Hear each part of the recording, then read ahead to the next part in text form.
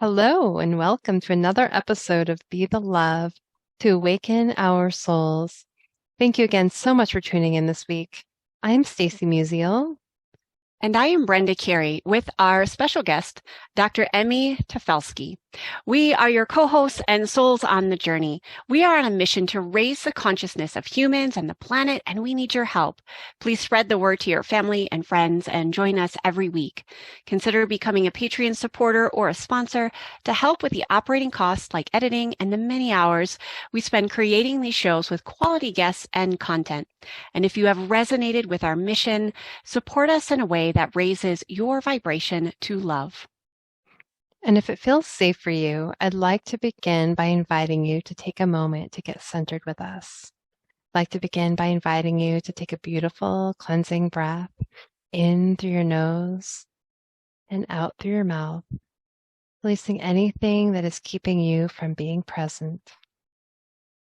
And take another deep breath in through your nose, breathing in calm, peaceful, loving energy, and breathing out anything you are ready to release in this now moment.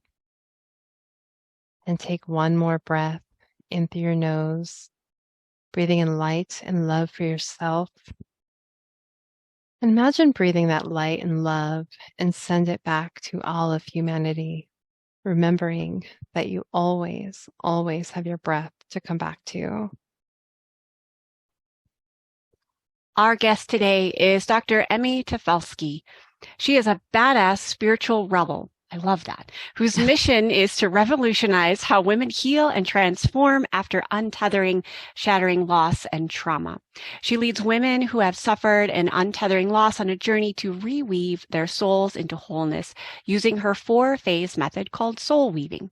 After a number of years as a mental health therapist, she has turned her attention and expertise toward deeper soul healing. A big part of this work leans into her divine feminine spirituality, releasing the threads of patriarchy that we carry unconsciously within our soul's tapestry. Emy has a PhD in psychology with a specialization in consciousness, spirituality, and integrative health. Thank you so much for being here with us today, Emy. Oh, thank you so much for having me here, Brenda and Stacy. I'm thrilled, and that meditation was just the best start to any podcast that I've ever experienced. Thank you. It's our pleasure to have you too. Thank you. Yeah. So I'm so excited to dive into this spiritual rebel. So tell us a little bit about your journey and what has led you down this path. Yeah, I would be happy to. A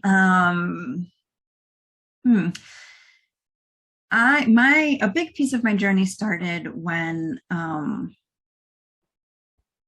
that's so interesting. The way you asked that question makes me change where I start this story.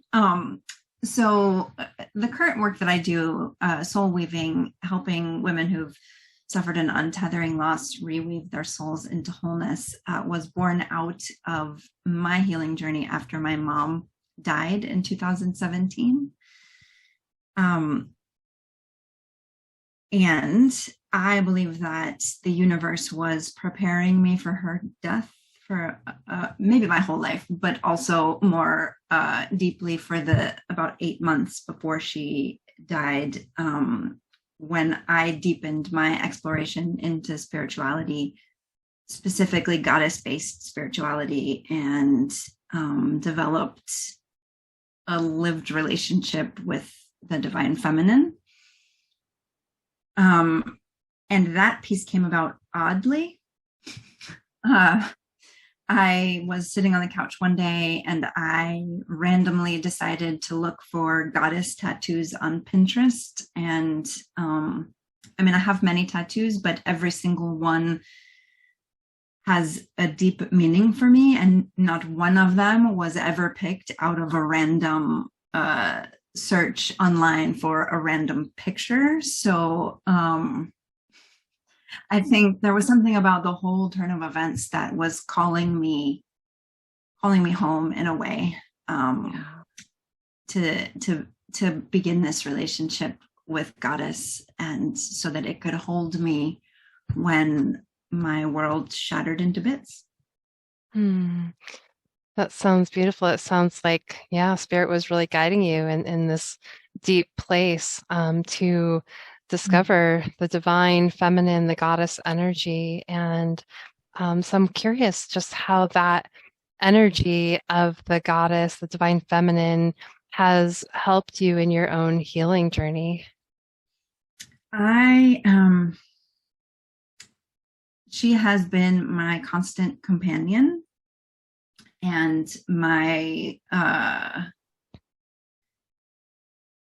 there's my support when I falter. And after my mom passed, there were many days when I just laid on the floor and wept. And I know we'll mention this more at the end, but I have a free gift for the audience. And one of the meditations in the free gift is this particular meditation created at this time, where I laid on the ground and just asked her to hold me, just asked, just felt the Mother Earth wrap me in her arms and allow me to fall to bits, knowing that like I was somewhat contained and safe and held.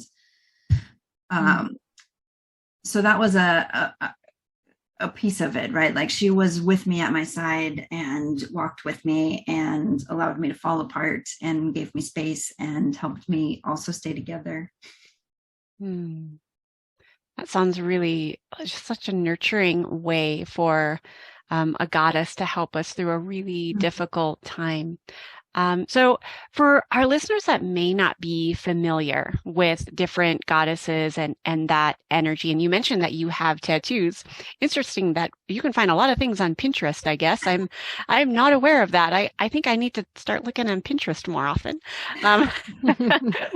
Wouldn't think of goddess tattoo designs, but I'm curious, like what was like maybe one of the goddesses that you were really connected to, and how did she help you in not only a spiritual way, but maybe even in a practical way of that grieving process? So maybe come to it from a point of, from if someone knows nothing about that type of spirituality, like walk us through that.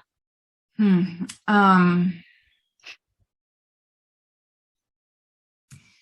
thing about goddess spirituality is that it is a more nurturing way of connecting with spirit than anything I learned in a Christian upbringing.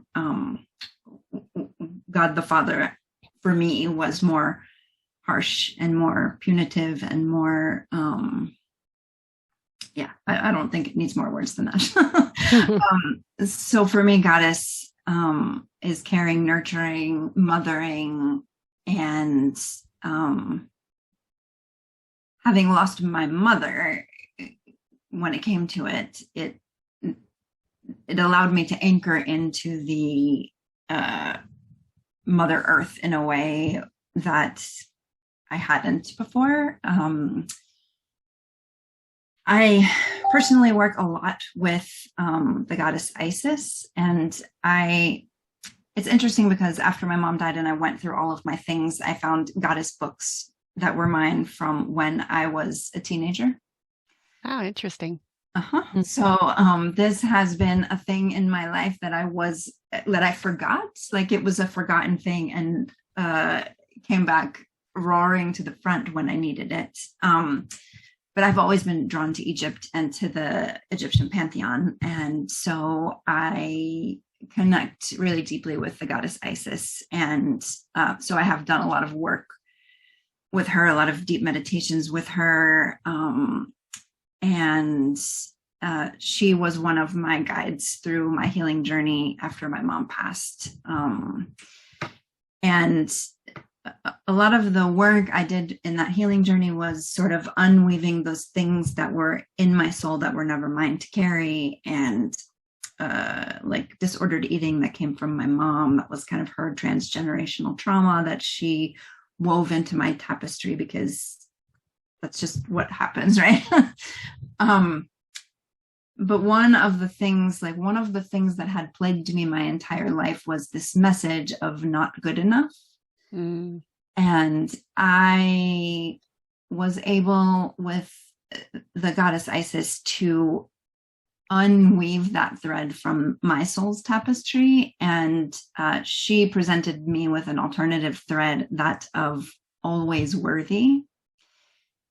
And so it was, I did it. It was a large journey with her and actually the god Anubis at the same time. And at the end of it, sort of arriving at this place of always worthy. And so that's like that.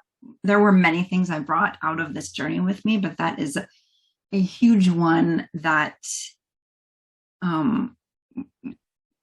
is a daily, like a thing that I daily remind myself and a thing that I daily live with. And yeah. Hmm.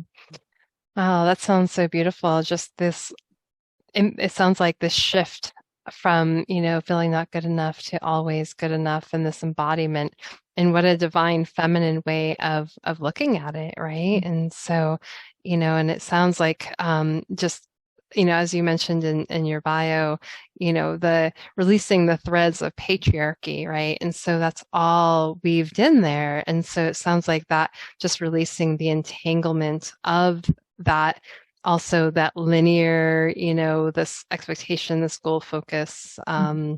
And so just being able to embody that deep message. What a beautiful, profound experience that sounds like. Yeah, thank you. Yeah. And so I know you do a lot of work with grief and loss. And so, and with losing your mom, and so that, sounds like it really, even before that, you were really starting to work on this through this path. And so you talk about untethering loss. And Mm-hmm. so I'm wondering if you could talk a little bit about that, and how does that open up a portal of healing for someone? Or how did it help you open up that portal? Yeah, it's so I think of untethering loss as a loss that shatters our sense of who we are in the world. Mm. So it can be the loss of a person, like my mom or a spouse or whatever, but it could also be the loss of your health or career or a partner cheating on you, or it, it, like any huge thing that really like shatters us to our core, that where you wake up in the morning and you think, I don't know who I am in the world anymore. Like my feet don't feel the same on the floor. My pants don't feel this. They're the same pants. I have the same legs, but like, I just don't know who I am and how to move forward from here. And so it's a loss that separates the threads of who we are. And so I think of it as a tapestry. Like I think of us, like all the threads that make up you and make up me, as a tapestry.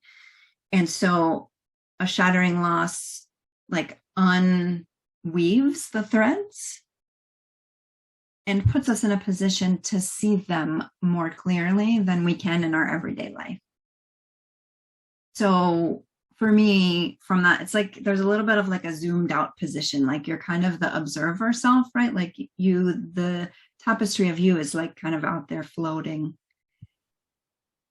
And because of the nature of the loss, it allows you to look from an observer position and see like, oh, that thread is like sort of discordant with the rest of the threads. Like it's a color that maybe doesn't belong to me. And that's how, for me, as an example, when I began this work, that's how disordered eating showed up for me, right? Like this was something, I'm a therapist. I was more focused on being a therapist at that time, but I have attempted to heal this part of myself in multiple different ways over many years. And it wasn't until I looked at the threads of the tapestry and I saw, oh, like that thread is not the color that belongs to me. Like I could see it sort of tracing back to my mom. And so I could do the work of like picking it out. Like if you've ever done weaving or knitting, or like when your sweater kind of like gets a pull or whatever, right? Like I could take it and pull it out of the form, the hole, and kind of let it go. And so that's what has become soul weaving, is this process of seeing the tapestry, noticing the threads that don't belong, releasing them, reclaiming those parts that have been kind of cut off, and reweaving them back into the tapestry as you put it back together. What a beautiful imagery of the tapestry, and then following the thread, and then healing that thread, and then reweaving it back in. I love that image. And I think, I think people will really resonate with that. And if not, I encourage our listeners, look at a tapestry. And I think that will really like connect deeply within the soul. And I also love that you bring up the fact that grief is not necessarily a death of a loved one. Like, I think there is a lot of grief people are processing. I'm including myself in this, that isn't necessarily, an actual death of a person. For me, I know when, shortly after shutdown happened in the pandemic, and not doing the things I normally did and hanging out with the people that were a part of my daily routine, that was a loss for me. And I did feel like you said, I have the same pants on, but they don't feel right, in the same shoes. I felt really at a loss. Like my identity kind of got, not that my ego identifies with the people that I interact with and the things that I do, but it was a huge awareness for me.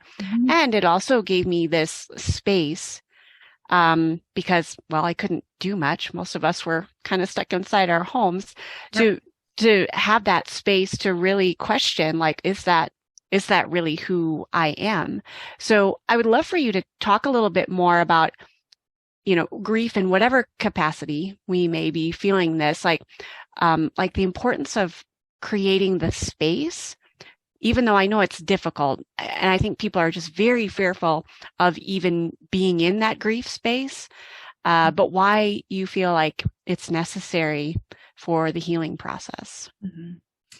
One of my favorite mantras, I don't know if you would call it a mantra, but it's a 3-word thing that I use, is stop, feel, and heal. And I think it's very simple, right? Like, and I think most of us could come up with it on our own, but I think that's the thing the stop part is the thing we don't do. And so when we have a loss, whatever kind of loss, our culture does not encourage stopping and feeling, stopping or feeling, or both of them together.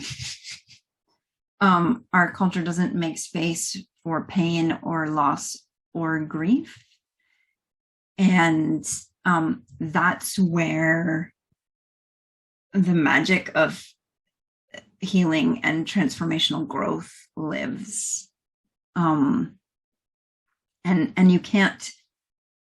you have to go through it to get to the other side. Like, you have to feel the feelings, and you can't do that without stopping and giving space to them. Something flitted through my head that I've lost now. I'm curious, what would you say to someone that's like, I don't want to stop? Like, what if there's so much fear in the stopping? Like, what would your suggestion or ideas be around that? That is a lot of what the untethering loss care package free gift is about. Awesome. Well, I'm glad we have that. I'm not purposefully trying to plug it, but but it's really focused on this place of it being okay to have your feelings and feel them. And so a lot of what I talk about is how our culture presses us, kind of exactly what you're talking about. Our culture presses us to go back to business as usual. And so it's sort of revolutionary to stop. And so for those of us who have that little revolutionary, rebellious thread, this is how you might need to look at this, right? Like it's a little bit revolutionary to stop and feel and let my feelings in. I would also say that research around emotions tells us that they pass through typically in 90 seconds. So, like, the harder we fight them, the bigger they get. And if we can give them a little bit of space, like, and I like to think of it like a swimming pool. If you walked up to a swimming pool and you didn't know the temperature of the swimming pool, it's highly unlikely that you would just dive in. You would probably sit on the edge and dip your toe in. And so when it comes to emotions, this is how I like to coach people around it, right? Like sitting on the edge of a pool and dipping your toe in. You're observing, you're looking at the water, you're being curious, you're dipping your toe. You're not diving headfirst, drowning in it. And so I think like people get afraid of the potential of drowning in it. And so it's a slowing, like do very slowly, let your toes tap the water. I love the imagery. I think that's really helpful to, really have that image. And so it's a gentle process, right? It doesn't have to be this, this masculine, like dive right into the deepest part of it, right? We can move slow and with love and reverence for the space that we're in this moment and just being present with what is.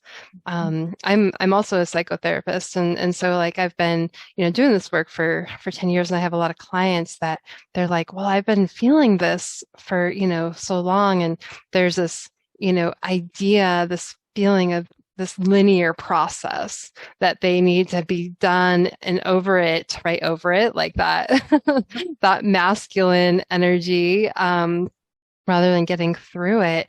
And so what would you say to that person that, the grief, it's, coming up. I know it's very cyclical and we can like, just work through it, but some people are like, well, why aren't I over it yet, right? And it's like this linear process that they're looking at. And so what would you say to that person who's like, been maybe grieving for months or years and still it continues to surface?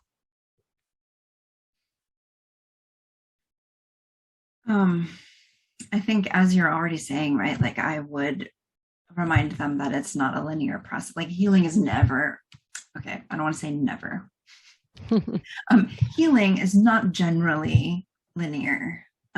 It's more waves or cyclical or so grief, in my experience, grief doesn't end so much as it changes. Like we create a relationship with it and we exist in relationship with it, but it changes. Like the acute parts of it that you feel at the very beginning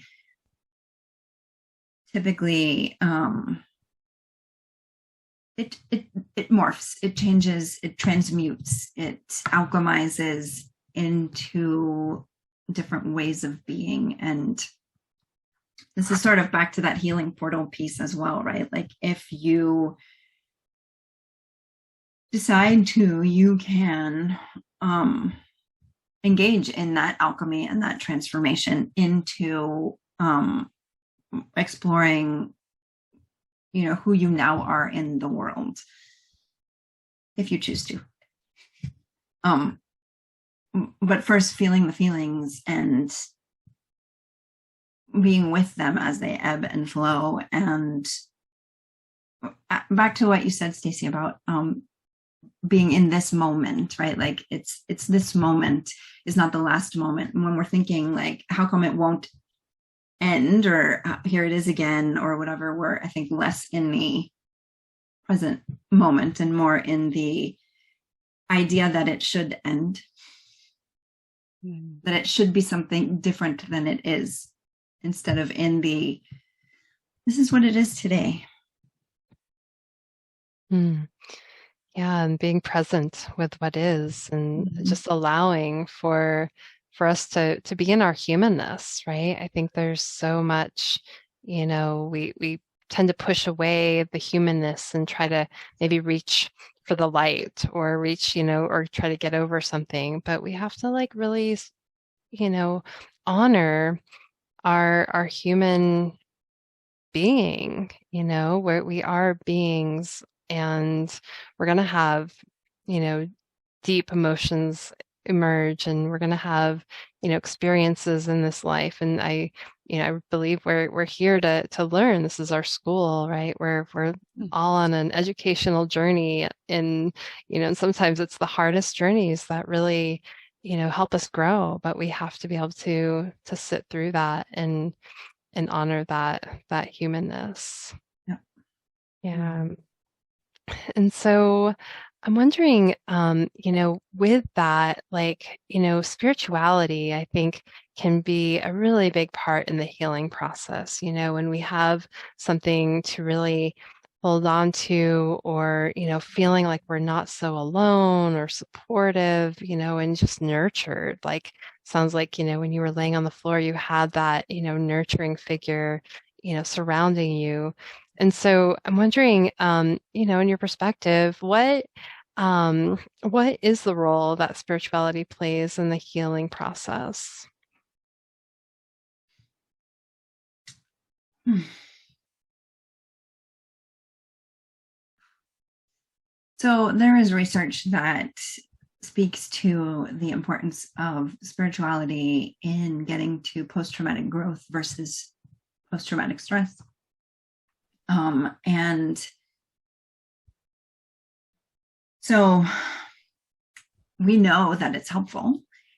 And I don't know that I can necessarily put my finger on why it's helpful. For me, it's a big piece of it is feeling less alone, feeling held, feeling like I don't have to know all the answers. That not that I mean I don't. My spirituality is not like um without free will, like I can just sit here and whatever. But it is I, I feel partnered, and so yeah, it helps me feel less alone. It helps me feel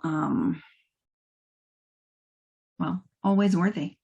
Hmm. Yeah, I love that. And I like how, the less alone is such a key piece with any type of grief. I mean, I've said many times, like we are, as humans, we're designed to be in a community, a supportive community. That's the key. I think many of us may not necessarily have the community that is the higher support or the higher vibration that we actually need. I would love to circle back. I'm curious, this will probably tie in somewhere. In the bio, you mentioned your soul weaving. And I'm wondering, is that kind of a piece of there's a 4-phase method of soul weaving. Is that kind of how community or not feeling alone weaves into that? Could you kind of go a little bit into the 4 phases? I'm just more curious than Yeah, anything. absolutely. We've actually touched on them without me explicitly talking Oh, about them, but yes. So the Soul Weaver Experience is a 15-week group program.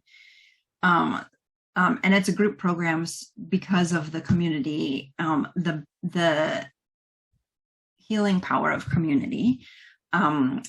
So the 4 phases are attune, where we create space for our feelings and begin to see the tapestry and make the conscious and intentional decision to turn toward the healing portal. And like we're making the decision to go in toward healing versus business as usual, right? So making the space, the stopping, and the feeling part so that we can do the healing part. Phase 2 is release, where we look at the tapestry.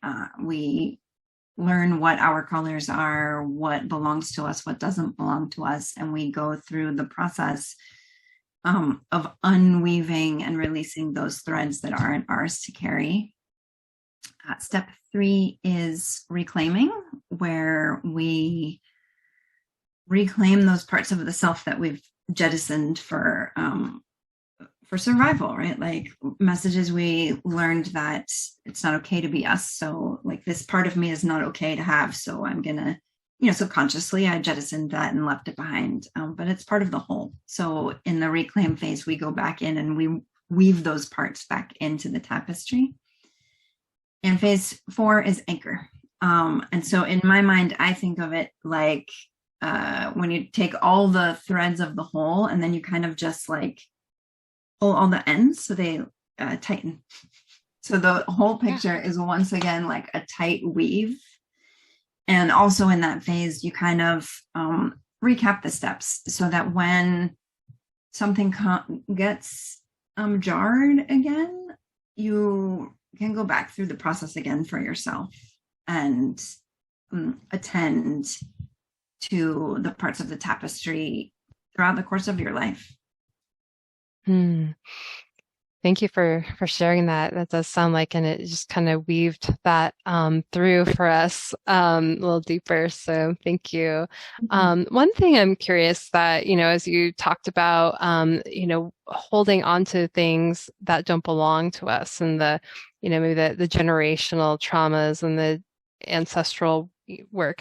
How can you discern or differentiate what is yours and what is, maybe your mom's or grandmother's or fathers, generationally, so that you can really release that? And what are some steps you would do to release those kinds of energies? So one of the journeys that we take in the release phase is really to, in my experience, the threads that aren't yours highlight themselves in a certain way. So when we go to look at them, like for me, I could see that one thread kind of connecting back to my mom. And it was also like discordant. When I looked at the whole, it had like a discordant coloring to it. So I could see like, oh, like this, like, oh, my tapestry is like shades of pink. This particular thread is like brown. And then I literally, like in my mind, I could follow it back to my mom and could like pick it out, unweave it. I think there are some elements that define those threads that aren't ours. Things that maybe defy healing, like that you've gone at it in all the ways that you know how to, but for some reason it's like sticky.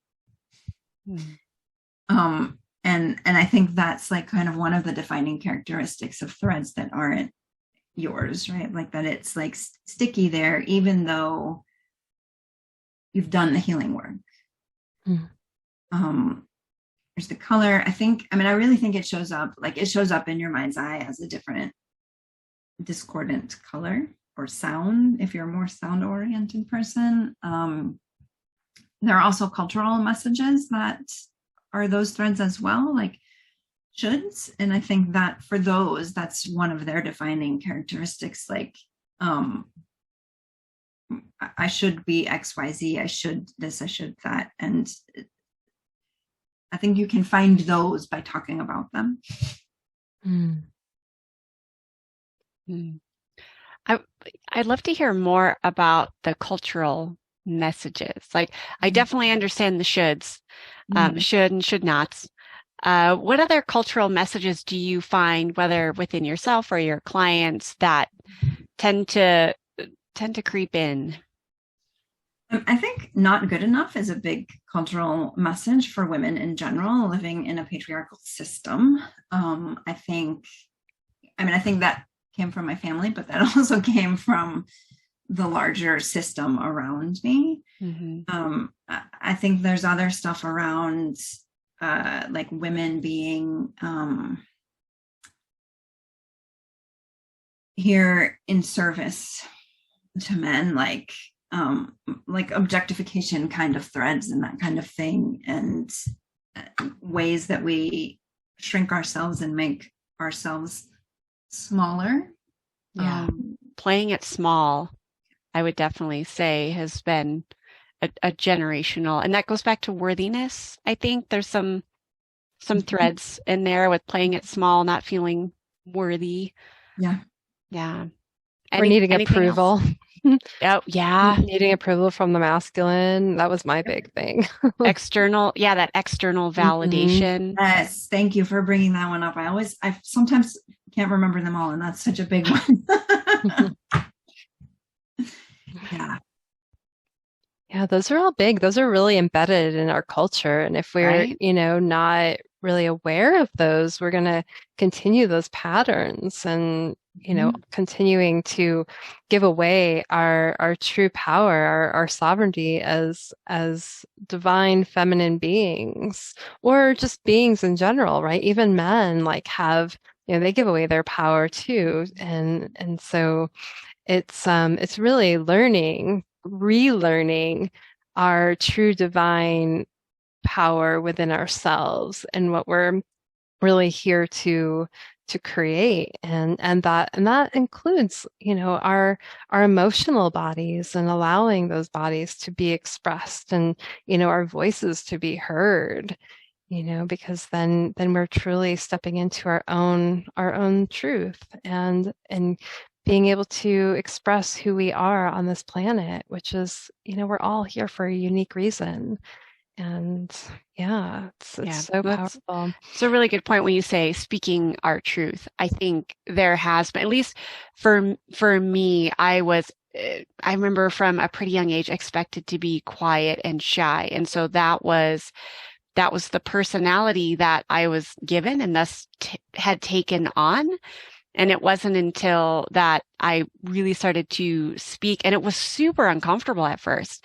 I can't say it was like this overnight, like went from the quote unquote shy girl to, teaching in front of, students, and whether that was yoga or energy healing, like it took a lot. And just to step into that power, not be afraid of what other people might think or if they disagree. Again, getting back to the external validation. Oh my gosh, right? So it's constant work, and it's uncomfortable at times. And I think the uncomfortability is a good sign, my opinion. Yeah, I totally agree. I think, there's that quote, like, what is it? Something about change doesn't happen, but like change happens at the end of your comfort zone or something. Like, I think we need to be a little uncomfortable every day to transform. Every day. Yeah, that's where we're going to see the shifts, the paradigms, right, that are moving through. If we stayed the same, right, we're never going to see another way of being, and it's going to, get out of that familiarity and moving into, our deepest soul's truth. And so, Emy, I'm curious, like, as you focus on this work and the work that you're doing with the healing and grief and loss and all that you're offering, with, weaving your soul's work, and I'm wondering, how do you see this supporting the bigger picture of healing in the world? And what is the macro vision for the work that you do?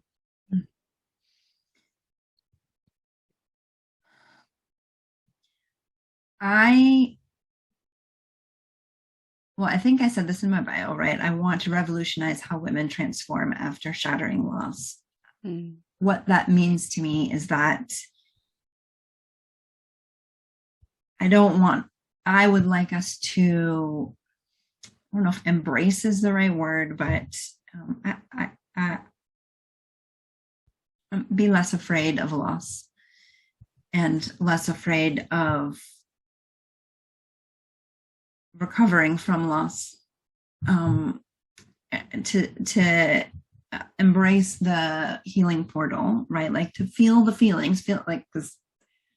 I'm never advocating for spiritual bypass. That's not like, right? But feel all the feelings, make all the space, right? So I think that's the macro picture is more people feeling their feelings and stepping through to transformation instead of squashing the feelings, going back to business as usual, and not healing, growing, transforming into their most whole, most authentic version of themselves. For me, I have long called myself a warrior for authenticity. And that's like, the more people transform and heal into their most authentic versions of themselves, the more healed our entire world will be. Like the more we feel all the feelings.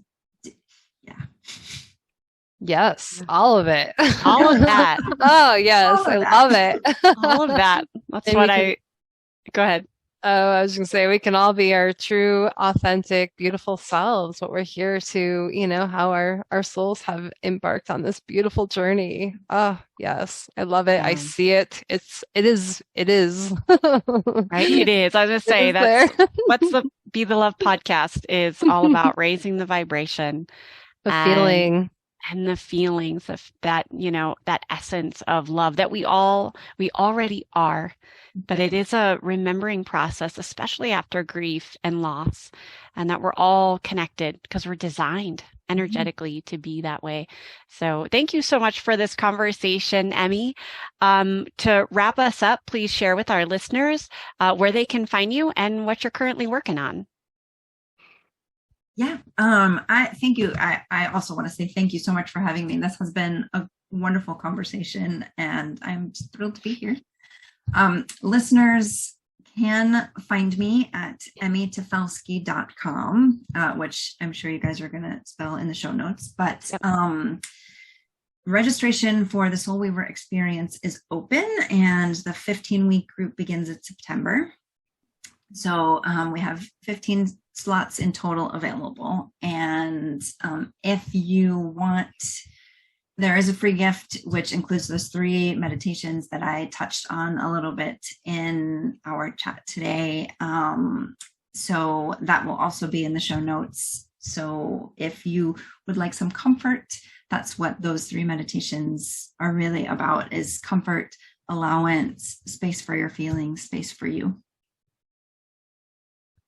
Thank you. Thank you so much for just sharing this conscious conversation with us. It's been such a pleasure. Yes. Thank you. And at Be the Love podcast, we are excited about our upcoming Awaken Your Soul Costa Rica retreat on November 6th through the 12th, 2023. We would absolutely love to have you join us for a beautiful and vibration raising experience. Check out the webpage with details and registration in the show notes.